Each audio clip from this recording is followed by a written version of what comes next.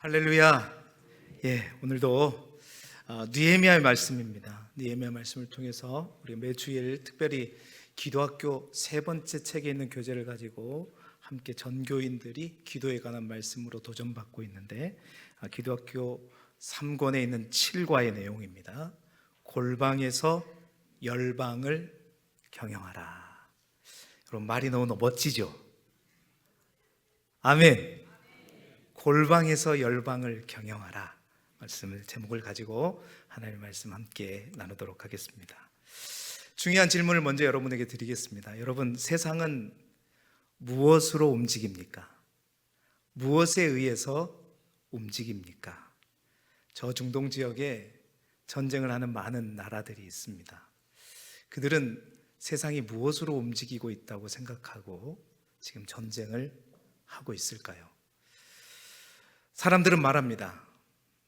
권력이다, 돈이다, 시스템이다, 또 요즘에는 정보다, 그리고 어떤 사람들은 인맥이다, 이렇게 얘기들 합니다. 맞죠? 그것이 완전히 틀린 말은 아닙니다. 그런데 여러분, 중요한 것, 오늘 성경은 이 모든 일에 전혀 다른 이야기를 한다는 것입니다. 기도가 세상을 움직인다. 아멘. 여러분, 정말 아멘 하십니까? 진짜로 아멘 하십니까? 왜 갑자기 더 줄어들죠? 여러분, 이 말이 쉽게 들리지만 사실은 이게 굉장히 세상 사람들이 보기엔 충격적인 말입니다. 왜냐하면 세상 사람들이 보기에 기도는 세상에서 가장 약해 보이는 사람들의 행동처럼 보이기 때문입니다. 혼자 하고 눈에 보이지도 않는 것에 대해서 즉각적인 결과가 있는 것도 아니죠. 그래서 사람들은 기도하는 사람을 향해서 묻습니다. 기도에서 뭐가 바뀌냐? 근데 여러분, 하나님은 우리에게 분명히 말씀합니다. 기도하면 모든 것이 바뀐다. 여러분, 잘 생각해 보십시오. 쉽게 들자면 조금만 생각해 봐도 우리의 생각의 폭은 넓어집니다. 우리는 한 번에 한 곳밖에 가지 못합니다. 우리는 한 번에 한 사람밖에 만나 이야기할 수 없습니다. 그리고 우리는 한 번에 한 문제밖에 해결할 수 없습니다. 그러나 우리가 기도할 때 한 사람 내가 움직이는 것이 아니라 한 분 하나님이 움직이십니다. 그리고 그 한 분 하나님은 동시에 모든 곳에서 일하실 수 있는 분이시고, 그 하나님은 모든 사람의 마음을 동시에 움직이실 수 있는 분이시고, 그리고 모든 상황을 바꾸시고 다스릴 수 있는 분이 하나님이시기 때문입니다. 그래서 오늘 말씀의 제목이 다시 한번 여쭤봅시다. 시작. 골방에서 열방을 경영하라. 아멘. 여러분, 골방이 무엇입니까? 골방은 그겁니다. 작은 방이죠. 그런데 여기서 말하는 골방은 기도하는, 하나님과 내가 만나는 은밀한 장소, 작은 공간, 바로 그것이 골방의 의미입니다. 여러분, 그렇습니다. 골방은 작습니다. 은밀합니다.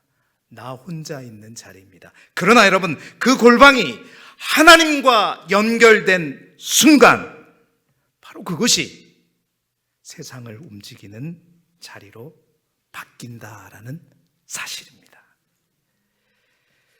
여러분, 비행기의 큰 덩치가 움직이는 모든 것을 조종하는 것은 아시죠? 비행기 앞머리에 있는 조종실에 있는 두 사람이 조종합니다. 제가 여천공단에서 일을 오랫동안 했는데, 그 공단의 엄청난 그 공장의 모든 장치들을 움직이는 곳은 사람들이 각각 가서 다 켜고 끄는 것이 아닙니다. 조종실이라고 하는 컨트롤룸, 바로 그곳에서 이루어지는 것이다. 여러분, 골방은 작아 보이지만, 좁은 곳이지만, 혼자 가는 곳이지만, 그곳이 하나님과 연결되면 온 우주와 세계를 통치하게 될 줄로 믿습니다. 오늘은 그걸 볼 거예요. 여러분, 오늘 본문 느헤미야의 기도입니다. 느헤미야는 우리가 알고 있는 에스더, 에스겔 이런 선지자들과 함께 이스라엘이 바벨론 포로 중에 있을 때 그 이스라엘 백성 가운데 함께했던 사람이 바로 느헤미야입니다. 그런데 여러분, 우리가 주목할 것은 그는 왕이 아니었습니다. 그래서 가진 군대도 없었습니다. 어떤 정치적인 권력도 없었습니다. 그는 단지 직업이 뭐였냐? 왕의 술을 맡은 일개의 관원일 뿐이었습니다. 그런데 여러분, 느헤미야 전체를 보게 되면 우리가 잘 알죠. 그 느헤미야를 통해서 이루어진 결과가 무엇이냐? 여러분, 무너진 예루살렘 성이 다시 세워졌다는 것입니다. 나라가 회복되었다는 것입니다. 민족이 살아났다는 것이죠. 그리고 성경은 기록하고 있죠.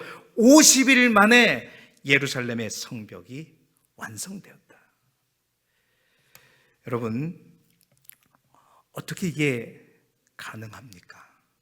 사람의 힘으로 이게 불가능합니다. 어떤 조직으로 불가능합니다. 아무리 철저하게 계획을 세운다 해도 이게 불가능하죠. 그런데 오늘 성경은 그것이 가능했습니다. 왜냐? 바로 느헤미야가 예루살렘이 무너졌다는 그 소식을 듣고 수일 동안 슬퍼하며 하나님 앞에 금식하며 기도하고 간구하기 때문이죠. 여러분, 바로 골방에서 시작된 느헤미야의 기도 때문인 줄 믿습니다. 오늘 그것을 살펴볼 거예요. 오늘 말씀을 통해서 정말 느헤미야뿐만이 아니라 우리가 골방에서 기도할 때 하나님께서 어떻게 열방을 경영하시고 움직이시는가, 어떻게 우리의 인생의 판도를 바꾸시는지 4가지로 말씀을 함께 나누어 보도록 하겠습니다. 자, 첫 번째로, 여러분, 느헤미야가 기도할 때 가장 먼저 하나님 어떻게 주의를 움직이느냐, 가장 먼저 읽어봅시다. 시작. 왕의 마음을 움직였습니다. 아멘. 여러분, 느헤미야 2장 2절부터 3절까지의 말씀을 우리 같이 좀 길지만 함께 읽어볼까요? 시작. 왕이 내게 이르시되 내가 병이 없거늘 어찌하여 얼굴에 수심이 있느냐? 이는 필연 내 마음에 근심이 있음이로다 하더라. 그때 내가 크게 두려워하여 왕께 대답하되 왕은 만세수를 하옵소서. 내 조상들의 묘실에 있는 성읍이 이제까지 황폐하고 성문이 불탔사오니 내가 어찌 얼굴에 수심이 없사오리까 하니. 아멘. 자, 먼저 이 상황을 보십시오. 여러분, 느헤미야가 누구라고 했습니까? 왕의 술을 맡은 관원이었습니다. 이 말은 뭐 총리도 아니고 술 맡은 관원은, 잘 보세요, 왕의 가장 옆에 있지만 권력이 있는 사람이 아닙니다. 힘이 있는 사람이 아니에요.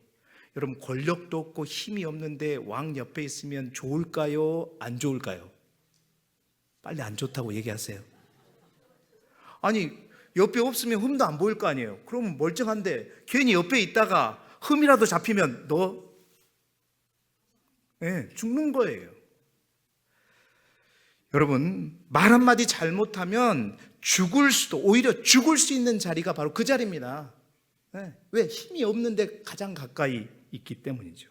자, 그런데 그 왕이 앞에 섰는데 왕이 오늘 말씀을 보니까 먼저 묻습니다. 말씀 다시 한번 올려주시겠어요? 왜 내 얼굴에 수심이 있느냐? 이는 필연 내 마음에 근심이 있음이로다. 여러분, 이게 이미 은혜입니다. 은혜. 어찌 감히 술 맡은 관원이 왕 앞에서 근심 어린 얼굴을 하고 있을 수가 있어요? 기분 나쁘죠? 절대 군주 시대 때 바로 처형됩니다. 그런데 여러분, 그 왕이 그 술 맡은 관원 느헤미야를 보면서 먼저 묻는다는 거죠. 여러분, 이게 은혜입니다. 이게 은혜예요. 왕이 느헤미야를 벌하지 않고 먼저 느헤미야를 걱정합니다. 치근한 마음을 갖습니다. 말을 걸어줍니다. 여러분, 이게 어떻게 가능할까요? 어떻게 왕이 이런 마음이 들 수 있을까요? 여러분, 우리는 그 답을 압니다. 왜 그랬을까요? 하나님이 왕의 마음을 움직였기 때문입니다. 할렐루야. 하나님이 왕의 마음을 움직여 주셨어요.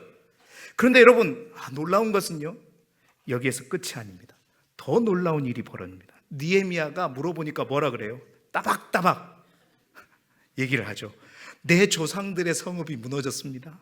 내가 가서 성을 다시 쌓게 해주십시오라고 왕에게 솔직하게 얘기를 하는 겁니다.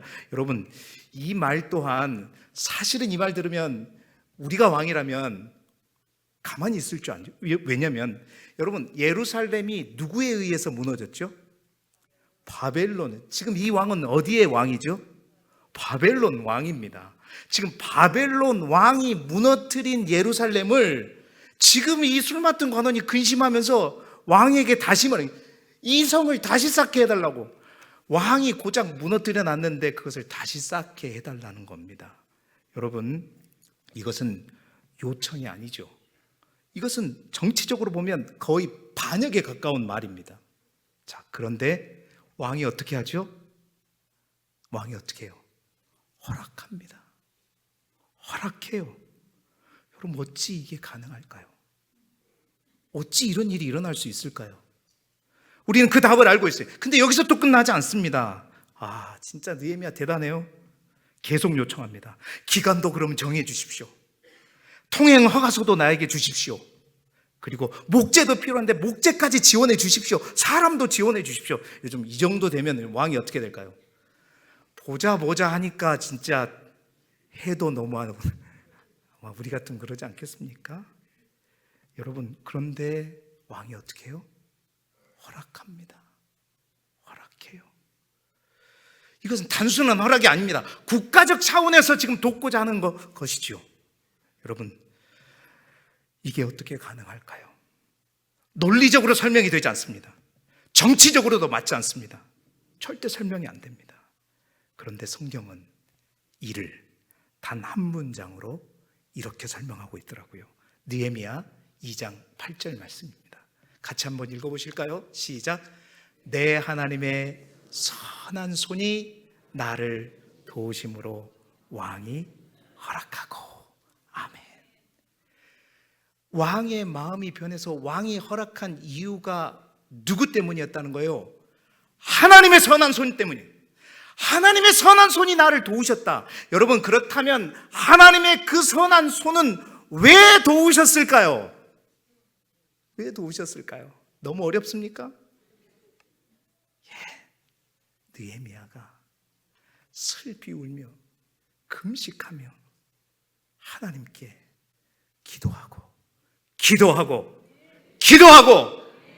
기도했기 때문입니다. 사랑하는 성도 여러분, 우리는 이 비슷한 시대에 에스더의 기도와 그의 행동을 본 적이 있죠. 여러분, 에스더 또한 유대인들을 구하기 위해서 하만의 음모를 밝히기 위해서 왕 앞에 나아가기를 결단하였습니다. 그렇죠? 우리가 본 적이 있죠. 그런데 어떻게 합니까? 그 왕 앞에, 왕이 부르지도 않았는데 왕 앞에 나아간다는 것은 그 당시에는요, 절대 군주의 시대에 많은 사람으로부터 왕이 위협을 받던 시대였습니다. 왕이 귤을 내지도 않았는데 왕 앞에 누가 온다? 그게 천하의 왕후라 할지라도 왕을 살해하려고는 음모가 있다는 사실이 발각되기 때문에 법적으로 보면 바로 사형입니다. 그런데 여러분, 가긴 가야 되겠는데 어찌할 바를 몰라 에스더가 어떻게 하죠? 많은 사람들의 기도를 요청하고 자기가 3일 동안 금식을 하고 왕이 부르지도 않았음에도 불구하고 왕 앞에 나갑니다. 자살행위죠. 여러분, 그런데 성경은 그러한 에스더를 보고 왕이 법대로 법을 생각했습니까? 어땠습니까? 자기가 부르지도 않았는데 자기 앞에 오는 에스더를 보는 순간 성경은 말합니다. 그가 사랑스러웠다. 여러분, 법을 대야 되는데 사랑스러워 보이는 거예요. 그 에스더가 그날따라 너무너무 사랑스러워 보이는 거예요. 여러분, 그 마음을 누가 주셨을까요? 그 마음을 누가 주셨을까요? 빨리 크게 대답하십시오. 하나님이 주셨어요. 하나님이 왜 그 마음을 주셨을까요? 느헤미야가 골방에서 금식하며 하나님 앞에 기도했기 때문에 하나님께서 그 왕의 마음을 법이 아니라 사랑으로 덮어버렸기 때문인 것입니다.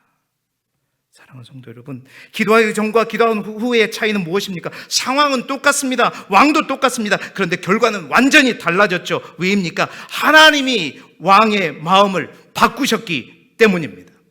사랑하는 성도 여러분, 우리는 자꾸 이렇게 생각합니다. 내가 누군가를 설득하기 위해서 말을 잘해야 된다, 논리를 분명하게 해야 된다, 설득을 잘해야 된다, 준비를 잘해야 된다. 물론 필요하죠. 그러나 그것이 핵심이 아니라는 겁니다. 핵심은 뭐냐? 골방입니다. 핵심은 뭐냐? 기도가 먼저입니다. 왜냐하면 그 사람의 마음을 누가 움직이기 때문에? 하나님이 움직이기 때문입니다. 여러분, 그래서 기도하는 사람은 말로 싸우지 않습니다. 기도하는 사람은 논리로 반박하지 않습니다. 기도하는 사람은 언쟁하지 않습니다. 기도하는 사람은 하나님께 나아갑니다. 하나님께 맡깁니다.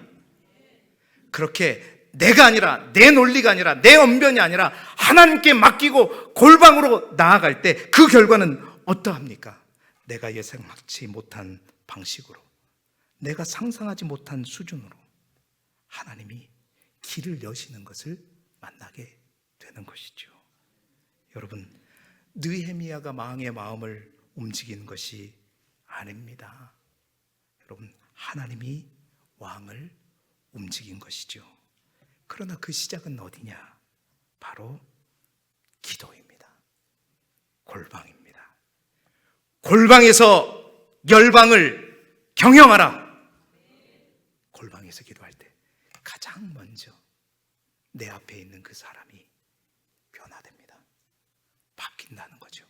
이런 역사가 저와 여러분의 인생과 문제 가운데도 일어나기를 주님의 이름으로 축원합니다. 두 번째로 느헤미야가 기도할 때, 여러분, 왕의 마음만 바꾼 게 아닙니다. 여러분, 놀라운 경영의 역사는 내 앞에 있는 왕뿐만 아니라, 두 번째로 같이 읽어봅니다. 시작. 느헤미야의 마음을 움직였습니다. 아멘. 여러분, 무엇을 할 것인지 느헤미야 2장 12절 말씀을 함께 읽어볼까요? 시작. 내 하나님께서 예루살렘을 위해 무엇을 할 것인지 내 마음에 주신 것을 내가 아무에게도 말하지 아니하고 밤에 일어나 몇몇 사람과 함께 나갈새 내가 탄 짐승 외에는 다른 짐승이 없더라. 아멘. 잘 보세요. 내 하나님께서 뭘 주셨다? 내 마음에 예루살렘을 위해서 내가 무엇을 해야 할지 내 마음에 뭔가를 주셨다는 겁니다. 이게 너무나도 중요합니다. 무엇을 할 것이 내 마음에 주신 것. 여러분, 느헤미야가 기도할 때 하나님께서 느헤미야에게 네가 예루살렘을 향해서 무엇을 해야 할 것인지 그것을 마음에 주셔서 느헤미야는 결국 어디까지 가느냐? 예, 예루살렘까지 갑니다. 그런데 여러분, 이것도 사실 쉬운 결단이 아닙니다. 우리가 느헤미야라면 이런 결단을 하기가 쉽지 않습니다. 사실 엄밀히 따져보면 느헤미야가 가장 늦게 바벨론 포로에서 돌아옵니다. 그러니까 70년을 다 채우고 돌아온다는 얘기는 뭐냐면 바벨론에서 70년이 흘렀다는 거예요. 그럼 느헤미야가 이 바벨론으로 끌려간 포로 1세대냐? 아니라는 거죠. 느헤미야는 학자들에 의하면 포로 2세, 그러니까 이스라엘 포로로 끌려간 2세대입니다. 포로 2세대. 그러니까 우리가 저 미국에 이제 뭡니까? 이사를 가가지고 교민이 되잖아요. 그러면 첫 번째 내가 갔다가 내 자녀들 다음 세대, 2세대들. 그래서 어쩌면 그는 예루살렘을 직접 본 적도 없을 수 있습니다. 아마도 그럴 거예요. 그는 바벨론에서 안정된 삶을 살고 있고 왕의 측근이고요. 부족한 것이 사실은 없습니다. 여러분, 냉정하게 한번 생각해 보십시오. 느헤미야가 이 상황에서 굳이 움직일 이유가 있을까? 여러분, 없습니다. 위험하죠. 손해죠. 불확실하죠. 그냥 그 자리에서 편하게 살면 됩니다. 그런데 느헤미야는 어떻게 합니까? 울기 시작합니다. 금식합니다. 하나님 앞에 나아갑니다. 왜 그렇습니까? 바로 하나님이 그에게 그의 마음을 건드리셨기 때문입니다. 여러분, 하나님께서 느헤미야의 마음 가운데 뭔 마음을 주셨기 때문이, 여러분, 이것 또한 너무나도 중요한 또 한 가지 사실입니다. 여러분, 이것 또한 기도의 핵심입니다. 기도는 내가 하나님을 움직이는 것처럼 우리는 생각하지만 사실은 하나님이 나를 움직이는 것이 먼저입니다.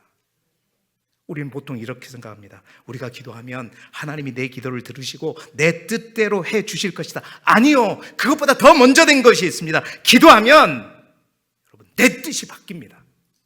그래서 진짜로 기도한 사람은 정말 나를 위해서 기도하는 기도 제목, 잘못된 기도의 제목을 가지고 하나님 앞에 나가도 됩니다. 저는 그렇게 얘기합니다. 왜? 그 기도의 제목을 가지고 계속 기도하면, 진정으로 기도하면 여러분, 하나님께서 우리의 기도를 바꾸십니다. 내가 원하는 뜻을 이루어달라고 기도를 시작했는데 그 기도가 주의 뜻대로 하옵소서로 반드시 바뀌게 돼서 이게 먼저입니다. 여러분, 기도는 환경을 바꾸기 전에 먼저 사람을 바꿉니다. 그리고 그 사람 중에 가장 먼저 바뀐 사람은 누구? 잘 아시네요. 나 자신이다. 나 자신. 여러분, 느헤미야의 변화 과정을 보십시오. 처음에 예루살렘이 무너졌다는 소식을 들었죠. 그리고 그 소식을 듣고 슬퍼하고 울었습니다. 감정이 복받쳤죠. 그 다음에 어떻게 했죠? 금식하며 하나님 앞에 기도하며 골방으로 나아갑니다. 기도했죠. 그 다음에는 뭐 했죠? 내가 가겠습니다 하고 결단했습니다. 자, 그런데 여러분, 정보는 누구나 들을 수 있어요. 그리고 그 정보에서 누구나 감정은 느낄 수 있습니다. 하지만 내가 하겠습니다, 내가 가겠습니다, 그 사명은 아무나 받는 것이 아닙니다. 그 사명은 어디에서 오는가? 기도하는 자에게 그 사명이 부여되는 것입니다. 여러분, 여기서 중요한 질문을 하나를 드립니다. 왜 어떤 사람은 듣고도 움직이지 않을까요? 왜 어떤 사람은 느끼고도 행동하지 않을까요? 답은 하나입니다. 바로 기도가 빠졌기 때문입니다. 기도하지 않으면 그저 뭐예요? 안타까워하고 끝납니다. 기도하지 않으면 그래 맞아 공감하고 끝납니다. 그냥 지나가죠. 그러나 여러분, 기도하면 하나님께서 그 안타까운 상황과 여건과 그것을 바라볼 때 내가 무엇을 해야 될지를, 그 마음을 우리에게 부어주시는 것입니다. 기도할 때 우리의 마음이 바뀝니다. 우리 마음속에 결단의 마음이 생기는 것이죠. 여러분, 그렇습니다. 하나님이 마음을 붙드시고 하나님의 방향을 정하시고 하나님이 결단하게 하시는 것입니다. 여러분, 많은 사람들의 간증을 보면 그렇습니다. 나는 애초에 그럴 마음이 없었어. 나는 그런 사람이 아니야. 나는 못해. 나는 못한다고 생각했어. 여러분, 원래 우리는 그런 마음이 없어요. 맞아요. 그런데 기도하면 어떻게 되느냐? 하나님이 없는 그 마음을 만들어 주실 줄 믿습니다. 대표적인 경우가 사도행전 10장의 베드로의 기도를 보세요. 여러분, 베드로는 평생 이방인을 무시했어요. 오직 유대인들만. 그런데 기도 중에 그가 변함없이 하나님 앞에 기도의 자리를 지키고 기도하는 중에 하나님이 보자기의 환상을 보여주셨어요. 그 보자기의 환상을 통해 결국 그가 어떻게 되는가? 이방인들을 무시했던 그가 바로 이방인들에게 복음을 전하게 되는 것이죠. 여러분, 이게 무슨 변화인가? 가치관이 바뀐 겁니다. 세계관이 바뀐 겁니다. 인생의 방향이 바뀌는 것입니다. 그리고 그 출발점이 어디냐? 바로 기도입니다. 골방입니다.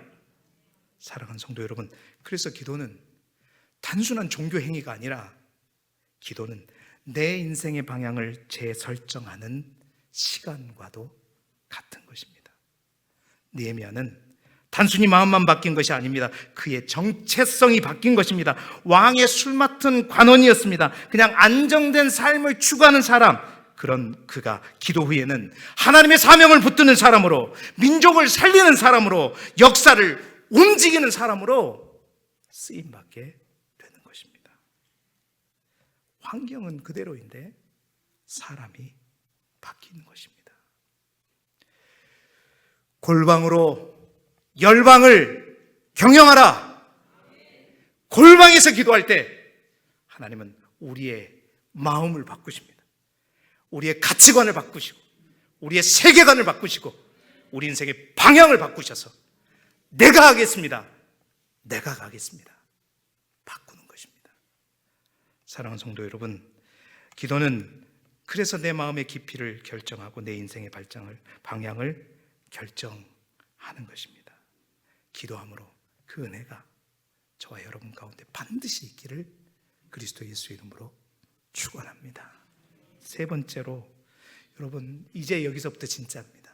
여기서부터 진짜 하나님께서 열방을 경영한다는 말이 뭔가를 우린 분명히 알 수 있어요. 자, 느헤미야가 기도하고 이제 예루살렘을 향해 갔습니다. 예루살렘에 가서 예루살렘에 있는 그 많은 버려진 많은 사람들과 함께 다시 성을 구축하려고 할 때, 여러분 세 번째로 느헤미야가 기도할 때 어떤 움직임이 일어났느냐 읽어봅니다. 시작. 백성들의 마음을 움직였습니다. 아멘. 느헤미야 2장 18절 말씀 화면을 보면서 같이 한번 읽어보죠. 시작. 또 그들에게 하나님의 선한 손이 나를 도우신 일과 왕이 내게 이른 말씀을 전하였더니 그들의 말이 일어나 건축하자 하고 모두 힘을 내어 이 선한 일을 하려 하매. 아멘. 여러분 잘 보세요. 이것 또한 놀라운 일입니다. 느헤미야의 기도가 이제 개인을 넘어 내 앞에 있는 다른 사람을 넘어 공동체로 확장되는 장면일 뿐만 아니라, 이것은 여러분 왕과 나는 지금 바벨론에 있었던 사람인데 이제 누구의 마음까지, 여러분 직선거리로는 800km라고 얘기하지만 길을 따라가면 1600km가 떨어진 자리입니다. 바벨론에서 이스라엘까지는. 그 1600km 떨어진 그곳에 있는 백성들의 마음, 여러분 그들의 마음이 쉽게 변할 수 있을까요? 느헤미야가 예레미야입니까? 그들이 존경하는 선지자입니까? 느헤미야는 그런 사람도 아니었습니다. 저 바벨론 포로로 끌려갔던 포로 2세대예요. 그것도 2세대. 그리고 그가 뭐 다니엘처럼 총리였느냐? 아니에요. 뭐였어요? 술 맡은 관원일 뿐이었습니다. 자, 근데 하나님의 손이 하신 일들을 얘기하고 그 가운데 그 왕이 바벨론이 하신 일들을 얘기하자, 여러분 말씀 다시 한번 띄워주시겠어요? 우리가 성을 다시 쌓읍시다. 여러분 이렇게 말했을 때 70년 동안 무너진 성, 사람들이 이미 포기한 그 상태, 현실적으로 불가능한 일. 아니, 여러분 보통 많은 사람들의 반응은 그럴 거예요. 야, 네가 뭐를 안다고 지금 와가지고 이렇게 얘기하냐? 응? 지금 상황이 어떤데? 그리고 우리가 괜히 나섰다가 고생만 하면 그런 마음이 들 거예요. 그런데 본문에 보니까 뭐라 그래요? 그들의 말이 뭐라 그래요? 일어나 건축하자. 그래! 같이 하자. 우리 같이 해보자. 같이 성벽을 쌓아보자. 모두 힘을 내어 이 선한 일을 하려 하네. 여러분, 그들의 마음을 누가 움직이셨을까요? 누가 움직이셨을까요? 골방에서 하는 기도가 내 앞에 있는 왕의 마음뿐만 아니라 내 자신의 마음도 움직이고 저 한참 떨어진 저 이스라엘 땅에 있는 상처받은, 그래서 모든 것을 포기하고 싶은 그 백성의 마음까지도 움직입니다. 다시 해보자. 다시 일어나자. 함께 해보자. 사랑하는 성도 여러분, 이것은 단순한 동의가 아니라 마음이 움직인 것입니다. 방향이 바뀐 것입니다. 이 모든 일이 느헤미야가 말을 잘해서 일어났습니까? 설득을 잘해서입니까? 아닙니다. 그가 먼저 하나님 앞에 엎드렸기 때문입니다. 하나님 앞에 기도했기 때문입니다. 그래서 하나님이 일하신 것입니다. 하나님은 바벨론에서도 역사하시고 동시에 예루살렘에서도 함께 역사하실 분이 하나님이시기 때문입니다. 사랑하는 여러분, 그렇습니다. 하나님의 일은 그렇습니다. 이렇게 우리가 기도하고 하나님 일을 감당할 때 하나님은 반드시 혼자 그 일을 감당하게 하지 않고 우리가 기도하면 사람이 붙고 사람이 일어나고 사람이 함께하게 되는 것입니다. 여러분, 목회적으로도 이것은 분명하게 깨닫게 되는 사실입니다. 여러분, 기도하는 사람에게 사람이 붙는 줄 믿습니다. 기도하는 공동체의 사람이 모이게 될 줄로 믿습니다. 왜? 하나님이 그 사람을 보내시기 때문입니다. 할렐루야!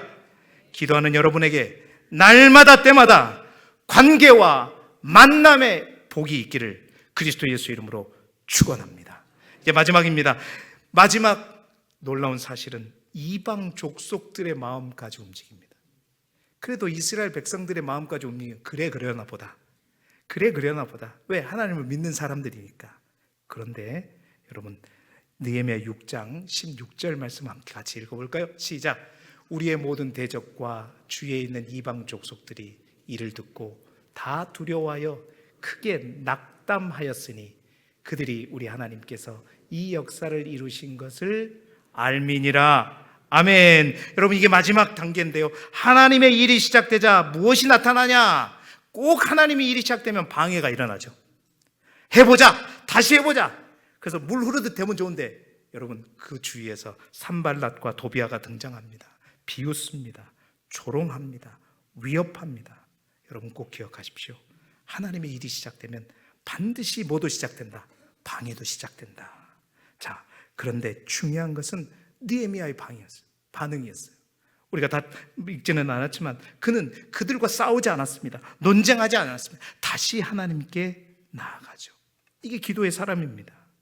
문제 앞에서 반응하지 않고 하나님 앞에서 반응하게 되는 것입니다. 그래서 결국 느헤미야서를 보게 되면 어떻게 되느냐? 그 성벽이 완성되죠. 그것도 며칠 만에 50일 만에 완성됩니다. 모든 방해를 뚫고 여러분 70년 무너진 그것이 50일 만에 세워집니다. 어떻게 그들의 방해를 뚫을 수 있었을까요? 어떻게 그들의 방해를 이길 수 있었을까요? 성경은 말합니다. 말씀을 다시 한번 올려주세요. 그들이 어떻게 해요? 대적과 주위에 있는 이방 족속들이 이를 듣고 뭐라 그래요?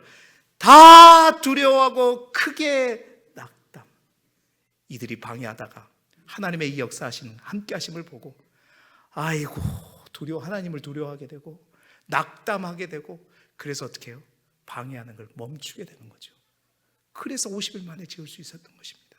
그래서 50일 만에 성을 다시 복구할 수 있었던 것입니다. 사랑하는 성도 여러분, 그 하나님이 왜 일하셨을까요?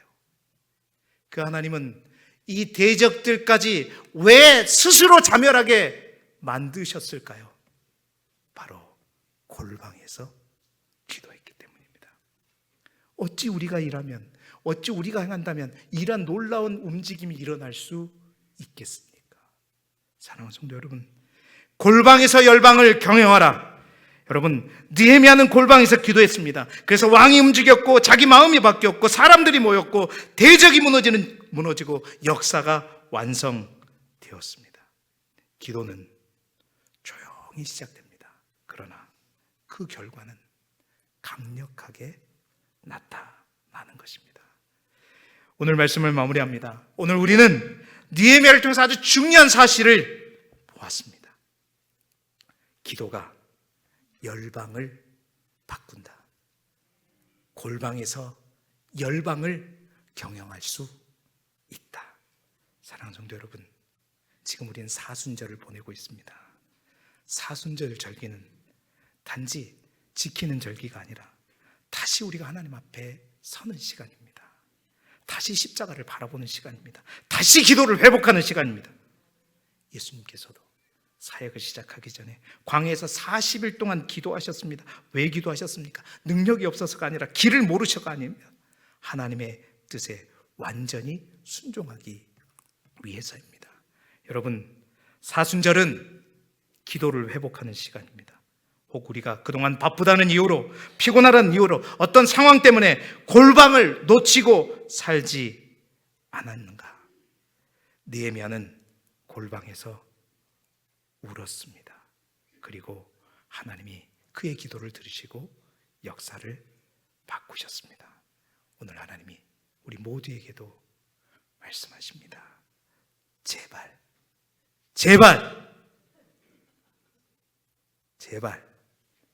다음 주 특별 새벽기도 한 주간만이라도 골방으로 돌아오라. 다시 기도를 시작하라. 여러분의 기도가 여러분의 마음도 바꾸고 여러분의 가정도 바꾸고 교회도 바꾸고 이 지역을 살리고 이 나라를 새롭게 하실 줄 믿습니다.